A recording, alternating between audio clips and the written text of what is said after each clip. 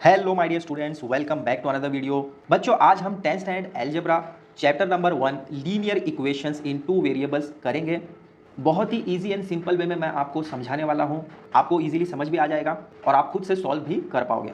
तो चलिए जल्दी से स्टार्ट करते हैं आज की क्लास। बच्चों, आपकी टेक्स्ट बुक के पेज नंबर 1 पर एक डेफिनेशन और जनरल फॉर्म दिया गया है linear equation in two variables का। यहां पर कहा जा रहा है an equation which contains two variables and the degree of each term containing variable is 1 is called a linear equation in two variables. अब आप में से बहुत लोगों को ये समझ नहीं आया होगा, तो मैं आपको सिंपल वे में समझाता हूँ। यहाँ पर आपको कहा जा रहा है कि ऐसी कोई भी इक्वेशन जिसमें दो वेरिएबल हो और उन दोनों वेरिएबल का डिग्री, दोनों वेरिएबल्स का डिग्री 1 होना चाहिए। क्या होना चाहिए? 1 होना चाहिए। तो उसे हम कहेंगे linear equation in two variables. बिना एग्जाम्पल के आपको समझ नहीं आएगा। तो यहाँ पर देखिए जनरल फॉर्म उसका दिया गया है ax plus b y plus c is equal to 0। ये जनरल फॉर्म है linear equation in two variables का। ठीक है। अब ये जो a है, b है और c है, ये कोई भी रियल नंबर हो सकता है। क्या हो सकता है? रियल नंबर हो सकता है। जैसे कि देखिए यहाँ पर एग्जांपल दिया गया है, a की जगह यहाँ पर 3 है, b की जगह यहाँ पर 4 है और बाकी की चीज़ें ऐसी ही दी गई है। तो यहाँ पर x जो है और यहाँ पर जो y है, ये जो x और y है यही है वेरिएबल्स। क्या है? वेरिएबल्स। तो ऐसी कोई भी इक्वेशन में आपको दो वेरिएबल्स मिलेंगे और उन दोनों वेरिएबल्स का डिग्री क्या होता है? आपने 7th या 8th में इंडाइसेस देखा होगा। तो x का पावर या y का पावर कहते हैं हम, या डिग्री कहते हैं। तो क्या होता है? ये जो अपसाइड में होता है, जैसे यहाँ पर कुछ नहीं है तो ये 1 हो गया, y के भी अपसाइड में कुछ नहीं है तो इसका भी डिग्री 1 हो गया। तो इनका डिग्री हमेशा 1 1 होना चाहिए। तो यही कंडीशन है। आपको इक्वेशन दी जाएगी, उसमें आपको चेक करना है कि वो दो वेरिएबल वाली है या नहीं। वेरिएबल्स किसको कहेंगे? अल्फ़ाबेट में ए टू जेड के बीच में कोई भी अल्फ़ाबेट हो सकता है। एम हो सकता है, एन हो सकता है, क्यू हो सकता है, कुछ भी हो सकता है। ठीक है। ए टू जेड के बीच में कोई भी दो अल्फ़ाबेट आपको दिए जाएंगे, जैसे कि यहाँ पर एक्स एंड वाई दिए गए हैं। और इन दोनों वेरिएबल्स के डिग्री 1 1 होने चाहिए। ऐसा नहीं कि इसका 1 और इसका 2, ऐसा नहीं चलेगा। दोनों का 1 1 होना चाहिए। ठीक है। तो उसको हम कहेंगे linear equation in two variables. आया समझ में? इक्वेशन का मतलब क्या होता है? जहां कहीं भी आप इक्वल्स टू का साइन देखोगे, लेफ्ट हैंड साइड कुछ होगा और राइट हैंड साइड कुछ होगा और बीच में इक्वल्स टू का साइन होगा, तो इसको आप कहिए इक्वेशन। जस्ट आपके समझने के लिए बता रहा हूं, एग्जैक्ट डेफिनेशन नहीं है ये। ठीक है। तो इक्वल्स टू का साइन देखिए, लेफ्ट हैंड साइड कुछ होगा, राइट हैंड साइड कुछ होगा, तो उसको आप इक्वेशन कहेंगे। आया समझ में? अब पेज नंबर 1 पर ही एक एक्टिविटी दी गई है, इस टेबल को फिल करना है। यहाँ पर कुछ इक्वेशंस दी गई हैं, आपको यहाँ पर बताना है कि कौन कौन सी equations linear equation in two variables है। देखिए फर्स्ट वाला इन्होंने बता दिया है 4m plus 3n is equals to 12। अब देखिए यहाँ पर m और यहाँ पर n, ये दोनों वेरिएबल हैं और दोनों का वेरिएबल का डिग्री क्या है? यहाँ पर m के ऊपर भी 1 है और n के ऊपर भी 1 है, तो 1 1 डिग्री है। तो ये हमारी कंडीशन को फुलफिल करता है, तो इसीलिए ये linear equation in two variables है। ठीक है। अब नेक्स्ट सेकंड वाला देखिए, यहाँ पर 3x² minus 7y is equals to 13। देखिए यहाँ पर फर्स्ट जो कंडीशन है कि टू वेरिएबल होना चाहिए, x एक वेरिएबल है, y एक वेरिएबल है, तो फर्स्ट कंडीशन तो फुलफिल हो रही है। लेकिन जो सेकंड कंडीशन है कि इनकी डिग्री 1 1 होना चाहिए, ये कंडीशन यहाँ पर कंप्लीट नहीं हो रही है। देखिए x के ऊपर 2 है, तो इसका मतलब क्या है? इसका डिग्री 2 है और y का डिग्री 1 है, लेकिन हमें दोनों का डिग्री 1 1 चाहिए, दोनों वेरिएबल का डिग्री 1 1 होना चाहिए। लेकिन यहाँ पर x का डिग्री 2 है, तो ये linear equation in two variable नहीं है, तो इसलिए यहाँ पर हम नो लिखेंगे। अब आ जाइए थर्ड वाले पे। थर्ड में यहाँ पर आपको दिया है √2x minus √5y is equals to 16। देखिए रूट से हमें कोई लेना देना नहीं है, यहाँ पर हमें वेरिएबल्स और उनकी डिग्री चेक करना है। तो यहाँ पर x एक वेरिएबल है और y एक वेरिएबल है, यानी यहाँ पर दो वेरिएबल अवेलेबल हैं और उनका डिग्री भी 1 1 है, तो इसको हम कहेंगे कि ये linear equation in two variable है, तो यहाँ पर यस लिख दीजिए। अब आ जाइए फोर्थ वाले में। फोर्थ में आपको समझना है, बड़े ध्यान से समझिए। यहाँ पर काफ़ी लोग कहेंगे कि x एक वेरिएबल है, y एक वेरिएबल है, तो ये भी टू वेरिएबल इक्वेशन है। लेकिन यहाँ पर आप ध्यान दें तो ये 0x है, मतलब 0 को आप किसी से भी मल्टीप्लाई करते हो तो यहाँ पर आपको 0 ही मिलने वाला है। यहाँ पर तो कुछ है ही नहीं, 0 हो गया, तो यानी ये 1 वेरिएबल हो गया। तो ये लीनियर इक्वेशन इन 1 वेरिएबल तो आप कह सकते हो, लेकिन जो क्वेश्चन हमें पूछा गया कि two variable, linear equation in two variables वाला, तो ये उस कंडीशन पर फुलफिल नहीं होता है। यहाँ पर हम लिखेंगे नो। ठीक है। अब फिफ्थ वाले में देखिए, यहाँ पर 0.3x, x का डिग्री यहाँ पर 1 है, लेकिन अगेन यहाँ पर 0y, 0 इंटू वाई, तो यहाँ पर 0 आ जाएगा, सेम इसी के जैसा हो जाएगा। तो यहाँ पर भी ये 1 वेरिएबल होगा, टू वेरिएबल वाला नहीं होगा, तो यहाँ पर हम लिखेंगे नो। अब सिक्स्थ वाला देखें, यहाँ पर समझने वाली बात है, 4/x plus 5/y is equals to 4। अगर इस x को मैं अपसाइड लेकर आता हूँ तो यहाँ पर x का जो डिग्री है वो प्लस में है। यहाँ पर देखिए समझिए, ये जो नीचे है डाउन साइड है, डिनोमिनेटर में है, अगर मैं उसको न्यूमरेटर में लेकर आता हूँ तो ये x -1 हो जाएगा। क्यों ऐसा हो रहा है? क्योंकि यहाँ पर इसका जो डिग्री है वो प्लस में है, नीचे से अगर मैं उसको ऊपर लेकर आता हूँ तो वो माइनस में हो जाएगा। क्यों? क्योंकि उसका थोड़ा तो एनर्जी लॉस हो रहा होगा ना। अगर आप ग्राउंड फ्लोर से सेकंड या थर्ड फ्लोर पर जाते हो विदाउट लिफ्ट तो थोड़ा तो एनर्जी आपका लॉस होगा। तो इस तरीके से ही समझ लीजिए कि एक्स जो है वो ग्राउंड फ्लोर पर है और उसे जाना है थर्ड फ्लोर पे, तो नीचे से जब वो ऊपर जाएगा तो उसका कुछ ना कुछ एनर्जी तो लॉस होगा। तो नीचे वो पॉजिटिव में था, अपसाइड जब जा रहा है एनर्जी लॉस करके तो वो माइनस में हो जाएगा, नेगेटिव में हो जाएगा। इसी तरीके से यहाँ पर 5y जो है वो भी ग्राउंड फ्लोर पर है, उसको भी जाना है अपसाइड, तो जब वो अपसाइड जाएगा तो उसका भी एनर्जी लॉस होगा, तो ये भी माइनस में आ जाएगा और बाकी का जो =4 है वो तो वैसे ही रहेगा।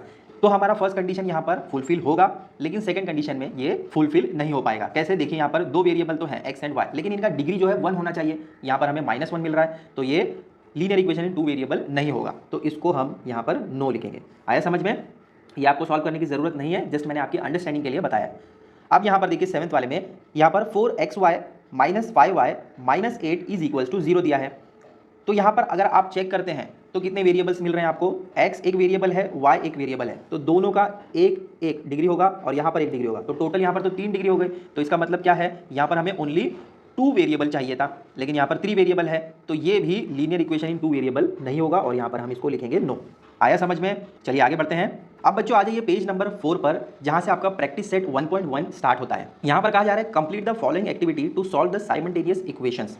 तो साइमल्टेनियस इक्वेशन आपको पता है, हम दो इक्वेशन को एक साथ सॉल्व करते हैं, तो उसको हम साइमल्टेनियस कहते हैं। तो फर्स्ट इक्वेशन यहाँ पर आपको दी गई है 5x + 3y = 9 और सेकंड इक्वेशन दी है 2x - 3y = 12। जब इक्वेशन सेम होती है, लोअर स्टैंडर्ड में आपने देखा होगा 9th में, साइमल्टेनियस इक्वेशन को सॉल्व करने के लिए हम क्या करते थे? दोनों में से एक वेरिएबल को हम सेम करते थे। तो ऑलरेडी यहाँ पर 3y सेम है और साइन भी अपोजिट है, प्लस माइनस है, तो हमें यहाँ पर कुछ नहीं करना है, जस्ट इसको सॉल्व करते हुए आगे बढ़ना है। तो देखिए हम यहाँ पर ऐड करेंगे 1 और 2 को, इक्वेशन 1 एंड 2 को ऐड करेंगे, दोनों को सेम एज इट इज ऐसे ही लिख दीजिए। 5x + 2x, 5 + 2 कितना होता है? 7 होता है, तो यहाँ पर लिख दीजिए 7 और ये x हमने कॉमन बाहर ले लिया। अब यहाँ पर अगर आप देखते हैं तो +3 - 3, प्लस माइनस क्या होता है? माइनस होता है, तो 3 में से 3 जाएगा तो ये दोनों ही कट हो जाएंगे। 0 है तो 0 हम यहाँ पर नहीं लिखेंगे। 9 + 12 कितना होता है? 21, तो 21 यहाँ पर लिख दिया हमने। अब देखिए यहाँ पर x को सिंगल कर दिया, ये 21 यहीं पर रहेगा और ये जो 7 है इसको हम मल्टीप्लाई है यहाँ पर लेकर आ जाएंगे तो डिवीजन में हो जाएगा, तो यहाँ पर हम 7 ऐसे लिख देते हैं। तो 7 1 ज़ा 7 3 ज़ा, तो x का वैल्यू यहाँ पर हमें मिल गया 3। आया समझ में? 7 1 ज़ा 7, 7 3 ज़ा 21, तो x का वैल्यू यहाँ पर हमें मिल गया। अब देखिए आगे है प्लेस x = 3 इन इक्वेशन 1। तो x का वैल्यू जो है वो हम फर्स्ट वाले इक्वेशन में पुट करेंगे। तो यहाँ पर 5x है, x का वैल्यू हमें यहाँ पर 3 मिल गया है, तो यहाँ पर हम लिखेंगे 5 × 3। 5x नहीं लिखेंगे क्योंकि x का वैल्यू ऑलरेडी हमने फाइंड कर लिया है। तो 5 3 ज़ा कितना होता है? 15 होता है। तो ये जो 3y और 9 है इसको हमने यहाँ पर ले लिया, देखिए ये 3y है, इसको ऐसे ही रखा, ये 9 को भी ऐसे ही रखा, और ये जो 5 3 ज़ा कितना होता है? 15 होता है, तो 15 को लिखेंगे हम यहाँ पर, ठीक है। अब 3y ऐसे ही रहेगा, 9 में से 15 को माइनस करना है, तो क्या होगा? देखिए 15 में से 9 माइनस करोगे तो आपको मिलेगा 6, लेकिन 15 बिगर है तो यहाँ पर हम लिखेंगे -6, ठीक है। अब देखिए यहाँ पर ये 3y था, तो 3 को हमने यहाँ पर लेकर आ गया और ये जो -6 है उसको हम ऐसे ही रखेंगे, ठीक है। अब इसको सॉल्व करोगे तो क्या मिलेगा आपको? 3 1 ज़ा 3 और ये 3 2 ज़ा 6, 6 के साथ में माइनस है तो यहाँ पर माइनस भी आएगा, तो y का वैल्यू आपको मिलेगा -2। तो यहाँ पर therefore solution is x = 3 and y = -2। इस तरीके से आपको लिखना है। आया समझ में पूरा सॉल्यूशन? चलो नोट कर लो इसको, फिर नेक्स्ट सेकंड क्वेश्चन सॉल्व करते हैं। तो टेक्स्ट बुक के पेज नंबर 5 पर क्वेश्चन 2 आपको दिया है solve the following simultaneous equations. इसको सॉल्व करने के बच्चों दो तरीके हैं, मेथड 1 एंड मेथड 2। तो दोनों में से कोई भी मेथड आप यूज कर सकते हो, दोनों ही सही है, दोनों से ही सेम आंसर मिलता है, जो भी आपको ईजी लगे वो आप यूज कर सकते हैं। तो बच्चों सेकंड का फर्स्ट क्वेश्चन आपको दिया है 3a + 5b = 26, a + 5b = 22। तो ये दो इक्वेशन है, दोनों को हमें साइमल्टेनियसली सॉल्व करना है। तो आइए इसको हम लिखते हैं। फर्स्ट इक्वेशन आपको दिया है 3a + 5b = 26, ये आपका फर्स्ट वाला इक्वेशन है। सेकंड इक्वेशन आपको दिया है a + 5b = 22, ये है आपका सेकंड इक्वेशन। तो साइमल्टेनियस इक्वेशन में हम क्या करते हैं? कोई भी एक वेरिएबल को हम सेम करते हैं ताकि उसको कट करें और आगे सोल्यूशन हमारा इजी हो। तो यहाँ पर ऑलरेडी आपको देखिए 5b सेम दिया गया है, दोनों इक्वेशन में 5 5 सेम है, तो जस्ट यहाँ पर हमें क्या करना होगा? सब्ट्रैक्ट करना होगा 1 को 2 से। तो यहाँ पर हम लिखेंगे सब्ट्रैक्टिंग इक्वेशन 2, ये जो सेकंड वाला इक्वेशन है इसको हम फर्स्ट वाले इक्वेशन से फ्रॉम 1 फर्स्ट वाले इक्वेशन से माइनस करेंगे, सब्ट्रैक्ट करना यानी माइनस करना। वी गेट क्या मिलेगा हमें, देखिए इक्वेशन फिर से लिख देता हूँ आपके लिए, 3a plus 5b is equals to 26, ये आपका फर्स्ट इक्वेशन है। a plus 5b is equals to 22, ये आपका है सेकेंड इक्वेशन। अब सेकेंड इक्वेशन और फर्स्ट इक्वेशन दोनों को हमें माइनस करना है, तो नीचे हम क्या करेंगे, एक माइनस का साइन इस तरीके से ऐड कर देंगे through out all the equation. अब यहाँ पर देखिए 3a में से 1a, यहाँ पर कुछ नहीं है, इसका मतलब यहाँ पर 1 होता है ना, तो ये 3 में से 1 जाएगा तो 2a बचेगा, ठीक है। अब यहाँ पर प्लस 5b और ये माइनस प्लस माइनस होगा तो ये माइनस 5b हो जाएगा, तो प्लस 5b और माइनस 5b ये दोनों कट हो जाएंगे, तो यहाँ पर 0 आ जाएगा, तो 0 लिखने की ज़रूरत नहीं है। इज इक्वल्स टू, ये इक्वल्स टू का यहाँ पर हमने इक्वल्स टू लिखा, प्लस 26 माइनस 22, तो 26 में से 22 जाएगा तो यहाँ पर आपके पास बचेगा 4। तो अब हमें a का वैल्यू निकालना है, तो a को हमें क्या करना होगा, अकेले करना होगा। अब ये जो 2 है वो यहाँ पर जाकर डिवाइड में हो जाएगा, और ये 4 जो है वो तो ऐसे ही यहाँ पर है। यहाँ पर हमने क्या किया, a को अकेले कर दिया, 4 जैसा था उसको ऐसे ही लिखा, और ये जो 2 है इज इक्वल्स टू के लेफ्ट हैंड साइड में था मल्टीप्लिकेशन में, राइट हैंड साइड में आकर वो डिवीजन में हो गया। यहाँ पर 2 1 ज़ा 2, 2 2 ज़ा 4, तो a का वैल्यू आपको मिल गया यहाँ पर 2। अब आगे का सोल्यूशन देखिए कैसे करेंगे, हम करेंगे substitute a is equals to 2 in equation 2, ये जो सेकेंड वाला इक्वेशन है इसमें हम a इज इक्वल्स टू 2 को पुट करेंगे, तो हमें क्या मिलेगा, देखिए इक्वेशन क्या है, सेकंड इक्वेशन है a plus 5b is equals to 22, ये सेकंड इक्वेशन है। अभी सेकंड इक्वेशन में हमें जस्ट ये जो a है, a की जगह हमें 2 लिखना है और b का वैल्यू फाइंड आउट करना है। तो आइए आगे सॉल्व करते हैं। देयरफॉर a का वैल्यू क्या है 2 प्लस 5b ऐसे ही रहेगा इज इक्वल्स टू 22। अब देखिए ये जो 2 है यहाँ पर प्लस में है, इज इक्वल्स टू के राइट हैंड साइड में जाएगा तो माइनस हो जाएगा, तो 5b को हम ऐसे ही रहने देते हैं और क्या करेंगे 22 को भी ऐसे ही रहने देंगे। जस्ट ये 2 को क्या करेंगे लेफ्ट हैंड साइड से राइट हैंड साइड लेकर आ जाएंगे, तो ये -2 हो जाएगा। तो 5b को हम ऐसे ही रहने देते हैं और 22 में से 2 जाएगा तो यहाँ पर 20 बचेगा। इसके बाद हमें क्या करना है, b का वैल्यू फाइंड करना है, तो हम 20 को ऐसे ही रहने देते हैं, b को अकेला कर देते हैं और ये 5 को यहाँ पर लेकर आ जाते हैं, तो ये हो जाएगा डिवीजन में, क्योंकि ये मल्टीप्लिकेशन में left hand side right hand side आएगा तो डिवाइड में हो जाएगा। अब इसको सॉल्व कीजिए, 5 1 ज़ा 5, 5 4 ज़ा 20, तो b का वैल्यू आपको मिलेगा 4। आया समझ में? तो लास्ट में हम कैसे लिखेंगे, a comma b is equals to 2 comma 4। a का वैल्यू हमें 2 मिला था और b का वैल्यू हमें 4 मिला। Is the simultaneous solution of the equations, इस तरीके से आपको लिखना है फाइनल आंसर। एक बार पूरा सोल्यूशन अच्छे से देख लो और वीडियो पॉज करके इसको नोट डाउन कर लो। इसके बाद सॉल्व करते हैं सेकेंड वाला क्वेश्चन। तो बच्चों सेकंड क्वेश्चन आपको यहाँ पर दिया है x plus 7y is equals to 10 और सेकंड इक्वेशन दी है 3x minus 2y is equals to 7। ये है आपका सेकंड इक्वेशन। तो हमें क्या करना होगा, फर्स्ट इक्वेशन में या तो हम कर सकते हैं कि इसको 3 से मल्टीप्लाई कर दे तो ये 3x और ये 3x हो जाएगा और यहाँ पर ये कट हो सकता है। मल्टीप्लाइंग इक्वेशन 1, फर्स्ट वाली इक्वेशन को मल्टीप्लाई करेंगे किसे, बाय 3 ऑन बोथ साइड्स, तो हमें क्या मिलेगा, वी गेट इक्वेशन जो है पहले वो मैं लिख देता हूँ यहाँ पर x प्लस 7y, ये इक्वेशन है आपकी और यहाँ पर है इज इक्वल्स टू 10। अब हमने क्या लिखा है यहाँ पर, फर्स्ट वाली इक्वेशन को 3 से मल्टीप्लाई करना है, तो इसको मैं ब्रैकेट में पुट कर देता हूँ और यहाँ पर लिख देता हूँ 3 और इसको भी ब्रैकेट में पुट कर देता हूँ और यहाँ पर लिख देता हूँ 3। अब हम क्या करेंगे, 3 को इस ब्रैकेट से मल्टीप्लाई करेंगे और 3 को इस 10 से मल्टीप्लाई करेंगे, तो देखिए क्या मिलेगा आपको, therefore 3 into x 3x plus 3 into 7, 3 7 सा होता है 21 और ये जो y है इसको हम ऐसे ही लिख देंगे, इज इक्वल्स टू 3 10 सा होता है 30। तो ये आपका बन जाएगा इक्वेशन नंबर 3। अब देखिए ये जो इक्वेशन है फर्स्ट वाली ये आपकी बन गई थर्ड वाली इक्वेशन। अब ये इक्वेशन और ये सेकंड वाली इक्वेशन, सेकंड एंड थर्ड, इन दोनों से हमें काम है। और ये हमने क्यों किया, क्योंकि सेकंड इक्वेशन में 3x था, फर्स्ट वाली इक्वेशन में 3x नहीं था, तो हमने फर्स्ट वाली इक्वेशन में 3x बनाया मल्टीप्लाई करके 3 से, तो ये थर्ड इक्वेशन आपकी बन गई। अब हम क्या करेंगे, सेकेंड एंड थर्ड इक्वेशन को सब्ट्रैक्ट करेंगे, तो लिखिए यहाँ पर subtracting equation 2 from 3। Second equation को थर्ड इक्वेशन से हम सब्ट्रैक्ट करेंगे, वी गेट क्या मिलेगा हमें, देखिए बिगर नंबर 30 है तो इसको सबसे पहले लिख लेते हैं, थर्ड इक्वेशन को लिखते हैं 30, ये हो गया थर्ड इक्वेशन। अब सेकेंड इक्वेशन लिखते हैं, सेकेंड इक्वेशन यहाँ पर आपको दी गई है 3x minus 2y is equals to 7, ये है आपका थर्ड वाला इक्वेशन और ये है आपका सेकेंड वाला इक्वेशन। अब हमने क्या लिखा, सब्ट्रैक्ट करना है, तो यहाँ पर आप माइनस का साइन डाल दीजिए, यहाँ पर भी माइनस और यहाँ पर भी माइनस। आप देखिए +3 -3 दोनों कट हो जाएगा। देखिए यहाँ पर माइनस माइनस प्लस हो जाता है, तो 21 + 2 23 हो जाएगा। तो 23y आ गया यहाँ पर।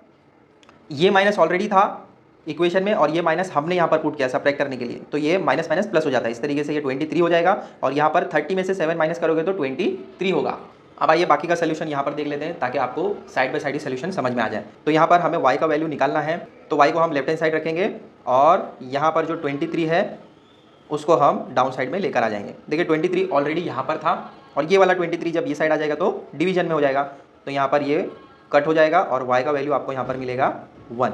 अब आगे हमें क्या करना है, इस y को कोई भी एक इक्वेशन में पुट करना है और x का वैल्यू निकालना है। तो हम क्या करेंगे, सब्स्टिट्यूटिंग y = 1 इन इक्वेशन 2, ये जो सेकंड वाली इक्वेशन है इसमें हम क्या करेंगे, y का वैल्यू पुट करेंगे और x का वैल्यू निकालेंगे। तो हमें क्या मिलेगा, देखिए वी गेट, सेकंड वाला इक्वेशन है 3x यहाँ पर दिया गया है -2y = 7। अब यहाँ पर हमें क्या करना है, x का वैल्यू निकालना है, तो देयरफॉर 3x ऐसे ही रहेगा, -2 भी ऐसे ही रहेगा, y का वैल्यू हमें क्या मिला है 1, तो 1 को ब्रैकेट में लिख दीजिए = 7। देयरफॉर 3x - 2, 2 1 2 होता है और ये 7 तो ऐसे ही रहेगा। Therefore 3x = 7। अब देखिए यहाँ पर ये -2 है, = के राइट हैंड साइड में जाएगा तो +2 हो जाएगा। x का वैल्यू निकालना है हमें, 3x = यहाँ पर 9 हो जाएगा। x का वैल्यू निकालने के लिए x को अकेला कर दो, 9 ऐसे ही था, ये 3 लेफ्ट हैंड साइड से राइट हैंड साइड में आएगा तो डिवीजन में हो जाएगा, कट कीजिए, 3 1 3, 3 3 9। देयरफॉर x = 3 हो जाएगा। तो आपको क्या मिला, वैल्यू x का मिला 3। तो यहाँ पर आप सोल्यूशन लास्ट में ऐसे लिख सकते हैं, x, y = 3, 1। देखिए यहाँ पर हमने y फर्स्ट निकाला था और x को बाद में निकाला, तो x का वैल्यू यहाँ पर 3 है और y का वैल्यू 1 है। ऐसा मत कर देना कि यहाँ पर हमने 1 पहले निकाला था तो पहले आप 1 लिखोगे। आप चेक कीजिए x का वैल्यू क्या है और y का वैल्यू क्या है, ठीक है। Is the simultaneous solution of this equation, ऐसे लिखना है आपको, या आप ऐसे भी लिख सकते हैं, is the solution of the equations. ये होगा पूरा सोल्यूशन। एक बार अच्छे से देख लीजिए, फिर आगे बढ़ते हैं थर्ड वाले क्वेश्चन की तरफ। तो थर्ड क्वेश्चन आपको दिया है 2x - 3y = 9, ये फर्स्ट इक्वेशन है थर्ड वाले में, और सेकंड इक्वेशन है 2x + y = 13। अब देखिए इस वाले क्वेश्चन को हम मेथड 1 एंड मेथड 2 दोनों तरीके से सॉल्व करेंगे। फर्स्ट मेथड में हम मल्टीप्लाई करके देखेंगे और सेकंड वाले मेथड में हम कुछ अरेंज करेंगे और उसका वैल्यू डायरेक्टली पुट करके उस तरीके से करेंगे। तो यहाँ पर मैं फर्स्ट स्टेप क्या कर रहा हूँ, मल्टीप्लाई कर रहा हूँ सेकंड इक्वेशन को 3 से। तो क्या मिलेगा मुझे, सेकंड इक्वेशन है 2x + y = 13, ठीक है। अब मैं इसको मल्टीप्लाई कर रहा हूँ 3 से, तो इसको मैं ब्रैकेट में यहाँ पर डाल देता हूँ और यहाँ पर मल्टीप्लाई कर देता हूँ 3 से, ठीक है। अब देखिए 3 2 यहाँ पर 6x मिलेगा, यहाँ पर मुझे मिलेगा 3y = 13, 3 होता है 39, और ये मेरा बन जाएगा equation number 3। Adding equation 1 and 3, ठीक है, क्योंकि सेकंड इक्वेशन का हमारा काम हो गया तो सेकंड इक्वेशन को हम नहीं देखेंगे, अब फर्स्ट एंड थर्ड से ही हमें काम लेना है। तो क्या करेंगे, फर्स्ट वाला इक्वेशन है आपका 2x - 3y = 9, ये आपका फर्स्ट इक्वेशन है, और थर्ड इक्वेशन हमें क्या मिला, 6x + 3y = 39। अब दोनों को हमें ऐड करना है, तो यहाँ पर ऐड का साइन आप नहीं भी डालोगे तो चलेगा, क्योंकि कुछ नहीं है मतलब प्लस है। 2 + 6 8x हो जाएगा, -3 + 3 यहाँ पर कट हो जाएगा, 9 + 39 यहाँ पर आपको मिलेगा 48। x का वैल्यू निकालने के लिए हम क्या करेंगे, x = 48 को ऐसे ही रखेंगे और ये 8 को यहाँ पर पुट कर देंगे, तो 8 1 8 6 48। देयरफॉर x का वैल्यू आपको यहाँ पर मिलेगा 6। इसके बाद हम करेंगे सब्स्टिट्यूट x = 6 इन इक्वेशन 2। ये जो x का वैल्यू हमें मिला है इसको हम इक्वेशन 2 में पुट करेंगे ताकि हमें y का वैल्यू मिले। तो इक्वेशन 2 क्या है, 2x + y = 13, ये आपका है इक्वेशन नंबर 2। अब इसमें हमें क्या करना है, ये x की जगह 6 पुट करना है, तो 2 ब्रैकेट में 6 + y = 13, ठीक है। 2 6 यहाँ पर 12 होगा, प्लस y ऐसे ही रहेगा और ये 13 यहाँ पर ये भी ऐसे ही रहेगा, ठीक है। y का वैल्यू निकालना है तो हम क्या करेंगे, y को ऐसे ही रहने देंगे, 13 भी ऐसे ही रहेगा, ये +12 = के राइट हैंड साइड आ जाएगा तो -12 हो जाएगा, तो देयरफॉर y का वैल्यू आपको यहाँ पर 1 मिलेगा। तो ये मेथड 1 है। अब इसी क्वेश्चन को हम मेथड 2 से सॉल्व करेंगे। कैसे करेंगे, देखिए जो सेकंड वाला इक्वेशन था, क्या इक्वेशन है, 2x plus y is equals to 13। इसमें हम क्या करेंगे, y का वैल्यू यहीं पर निकाल लेंगे। y का वैल्यू क्या होगा, देखिए y इज इक्वल्स टू 13 ऐसे ही है, और ये plus 2x is equals to के राइट हैंड साइड आ जाएगा तो माइनस 2x हो जाएगा। तो ये आपका बन जाएगा यहाँ पर इक्वेशन नंबर 3। तो इस तरीके से भी आप कर सकते हो। अब जस्ट आपको क्या करना है, सब्स्टिट्यूट करना है इस वैल्यू को इक्वेशन 1 में। 2 में नहीं करोगे क्योंकि 2 को ही हमने 3 बनाया है, फिर से इसमें पुट करोगे तो आपको प्रॉपर आंसर नहीं मिलेगा और वो 0 हो जाएगा, ठीक है, और मार्क्स भी आपको 0 मिलेगा। तो यहाँ पर आप क्या करोगे, देखिए सब्स्टिट्यूटिंग इक्वेशन 3 इन इक्वेशन 1। 2 का काम हो चुका है तो 2 को आप नहीं देखोगे, अब आपका काम 3 और 1 से है। तो इक्वेशन 1 क्या है, 2x माइनस 3, इस y की जगह हम 13 माइनस 2x लिखेंगे, बराबर। 13 minus 2x is equals to 9। बाकी का जो भी है वो सब ऐसे ही सेम टू सेम लिखना है। आया समझ में। सबसे पहले हमने क्या किया, ये सेकंड इक्वेशन को लिया, सेकंड इक्वेशन को हमने y का वैल्यू, y सिंगल था तो y को हमने क्या किया, y का वैल्यू बना दिया, ये 13 को इधर ही रहने दिया और ये 2x को राइट हैंड साइड भेज दिया, तो y का वैल्यू हमें यहाँ पर 13 माइनस 2x मिला। ये हो गया आपका थर्ड इक्वेशन। थर्ड इक्वेशन को हमने फर्स्ट इक्वेशन में सब्स्टिट्यूट किया। सब्स्टिट्यूट करना क्या, जस्ट ये y की जगह हमने ये 13 माइनस 2x डाला, ठीक है, 2x ऐसे ही है, 2x 3, ये भी 3 ऐसे ही है, इस y की जगह हमने 13 माइनस 2x लिखा है और इज इक्वल टू 9 जैसा था वैसा ही है, ठीक है। अब आगे देखिए, देयरफॉर 2x माइनस 3 13 सा 39 होगा, माइनस माइनस प्लस 3 2 जा 6x इज इक्वल्स टू 9। अब देखिए ये 2x है और ये 6x है, ये भी प्लस है ये भी प्लस है, तो यहाँ पर मैं ऐसे लिख सकता हूँ ना, 8x, दोनों का x x सेम है तो x मैंने कॉमन ले लिया, 2 प्लस 6 यहाँ पर 8 होगा तो 8x मैंने ऐसे लिख दिया। और ये जो माइनस 39 है इज इक्वल्स टू के वो साइड भेजूंगा तो प्लस 39 हो जाएगा, तो ये 9 ऐसे ही रहेगा और ये बन जाएगा प्लस 39। देयरफॉर 8x ऐसे ही रहेगा, 9 प्लस 39 यहाँ पर भी 48 होगा। जैसे कि देखिए यहाँ पर आपको 48 मिला था वैसे यहाँ पर भी 48 मिल रहा है। आंसर दोनों का सेम ही होगा, जस्ट मेथड अलग है, स्टेप्स अलग है। अब आगे सॉल्व कीजिए, x को ऐसे ही कर दीजिए, 48 यहाँ पर रहेगा और 8 आ जाएगा डाउन साइड में। सॉल्व करोगे तो आपको यहाँ पर भी 6 मिलेगा, तो therefore x is equals to 6, यहाँ पर भी आपको सेम ही आंसर मिलेगा। तो ये आपको मिला x का वैल्यू। अब y का वैल्यू कैसे मिलेगा, x का वैल्यू सब्स्टिट्यूट करना होगा किसी एक इक्वेशन में, तो लिखो substituting x is equals to 6 in equation 3। जो थर्ड इक्वेशन हमने बनाया था उसमें हम x का वैल्यू पुट करेंगे। देयरफॉर क्या था वो equation, y is equals to 13 minus 2x, बराबर। y का वैल्यू फाइंड करना है हमें, तो हम क्या करेंगे, y को ऐसे ही रहने देंगे, 13 माइनस 2, x का वैल्यू हमें क्या मिला है, 6 मिला है, तो 6 को ऐसे लिख दो यहाँ पर, 13 माइनस 2 6 यहाँ पर 12 होगा और यहाँ पर आपको मिलेगा 1। Therefore y is equals to 1, यहाँ पर भी आपको सेम आंसर मिलेगा। तो यहाँ पर आप लिखेंगे solution is x is equals to 6, y is equals to 1। तो ये है पूरा सोल्यूशन। दोनों ही मेथड करेक्ट हैं, तो दोनों में से जो भी मेथड आपको ईजी लगे, कन्वीनियंट लगे, आप वो यूज़ कर सकते हैं। दोनों में ही आंसर आपको सेम मिलेगा। ये मैंने इसीलिए किया क्योंकि अभी फोर्थ वाला जो क्वेश्चन है हम उसको मेथड 2 से करने वाले हैं, ठीक है। अब आइए फोर्थ वाला क्वेश्चन सॉल्व करते हैं। यहाँ पर आपको दिया है 5n minus 3n is equals to 19, ये फर्स्ट इक्वेशन है। m minus 6n is equals to minus 7, ये आपका सेकंड इक्वेशन है। तो देखिए अब यहाँ पर अगर मैं फर्स्ट इक्वेशन में चेंज करने जाऊँ तो साइन भी चेंज करना होगा और मल्टीप्लाई भी करना होगा, तो इसीलिए यहाँ पर हम मेथड 2 से जाएंगे। क्या करेंगे, देखिए जो सेकंड वाली इक्वेशन है यहाँ पर सिंगल m दिया है तो m का वैल्यू यहाँ पर हम इजीली निकाल सकते हैं। तो सेकंड इक्वेशन को हम थर्ड इक्वेशन बनाएंगे। कैसे बनाएंगे, देखिए m को ऐसे ही रहने दीजिए, ये जो 6n है माइनस में है, इज इक्वल्स टू के राइट हैंड साइड जाएगा तो प्लस में हो जाएगा, तो 6n और ये -7 ऐसे का ऐसा ही रहेगा। ये बन जाएगा आपका इक्वेशन नंबर 3। आ रहा है समझ में। अब ये हमने क्यों किया, क्योंकि ये ईजी वे है। अगर हम मल्टीप्लाई करके इसको चेंज करें या इसको चेंज करें तो वो लॉन्ग स्टेप हो जाएगा और फिर यहाँ पर साइंस भी हमें चेंज करना पड़ जाएगा। तो ये ईजी लग रहा था तो इसलिए हमने ये वाला किया। तो दोनों मेथड से आपको आंसर सेम ही आएगा, आप चाहे तो मल्टीप्लाई करके भी कर सकते हैं। इसके आगे का स्टेप क्या होगा, सब्स्टिट्यूट करेंगे हम m is equals to 6n minus 7 को इक्वेशन 1 में। देखिए फर्स्ट इक्वेशन क्या है, फर्स्ट इक्वेशन है 5m minus 3n is equals to 19, ये आपका है इक्वेशन नंबर 1। अब इसमें हमें क्या करना है, ये जो m है इसका वैल्यू हमें 6n माइनस 7 डालना है, ठीक है। आप डायरेक्ट भी लिख सकते हैं बट यहाँ पर मैंने आपको समझाने के लिए एक बार इक्वेशन फिर से लिख दिया। देखिए 5 को ऐसे ही लिखना है, m का वैल्यू हमने यहाँ पर लिया है 6n माइनस 7 और ये जो -3n है इसको तो ऐसे ही रखेंगे, इज इक्वल्स टू 19। हो गया बराबर।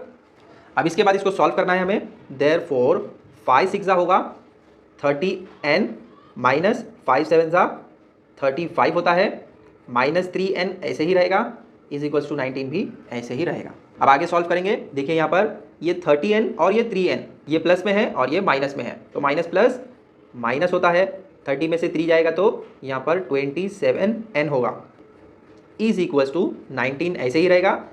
अब देखिए यहाँ पर ये माइनस 35 था, इज इक्वल्स टू के वो साइड जाएगा तो प्लस 35 हो जाएगा। आया समझ में? सबसे पहले हमने क्या किया, n वाला जो था उसको हमने सॉल्व किया, 35 को पकड़ के राइट हैंड साइड फेंक दिया, तो क्या मिला हमें यहाँ पर, इसको माइनस करने के बाद 27n मिला, और 35 को माइनस था राइट हैंड साइड भेजा तो प्लस हो गया, तो 19 प्लस 35 कितना होता है, 54 होता है। 27n ऐसे ही रहेगा। n का वैल्यू निकालना है तो n को अकेले कर दो, 54 ऐसे ही रहेगा, 27 लेफ्ट हैंड साइड से राइट हैंड साइड में आएगा तो डिनोमिनेटर में आ जाएगा। देयरफॉर n का वैल्यू हमें क्या मिलेगा, इसको सॉल्व करो। 27 के टेबल में देखो 2 टाइम्स आता है 54, तो n का वैल्यू यहाँ पर हमें मिलेगा 2। अब हमें m का वैल्यू फाइंड आउट करना है, तो हम क्या करेंगे, यहाँ पर लिखेंगे substituting n is equals to 2 in equation 3 we get, तो थर्ड इक्वेशन यहाँ पर आपको दी गई है, n का वैल्यू यहाँ पर 2 है, तो ये n की जगह यहाँ पर 2 लिखेंगे, -7 ऐसे ही रहेगा। ठीक है, आगे सॉल्व करेंगे। 6 2 12 होता है, -7 ऐसे ही रहेगा, 12 में से 7 जाएगा तो 5 बचेगा, तो therefore m is equals to 5, तो m का वैल्यू भी आपको इजीली मिल गया।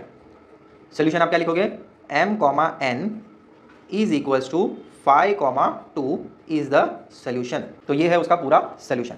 आया समझ में? आई होप जो भी मैंने आपको समझाया इजीली समझ आया होगा। तो बच्चों आज के वीडियो में हमने सेकेंड क्वेश्चन का first one, second one, third and fourth question solve कर लिया है। नेक्स्ट वीडियो जो होगा उसमें हम बाकी के क्वेश्चंस को सॉल्व करेंगे। चैनल पर अगर आप नए हैं तो चैनल को सब्सक्राइब कर लो। मिलते हैं अगले वीडियो में बहुत जल्द। Till then take care, bye.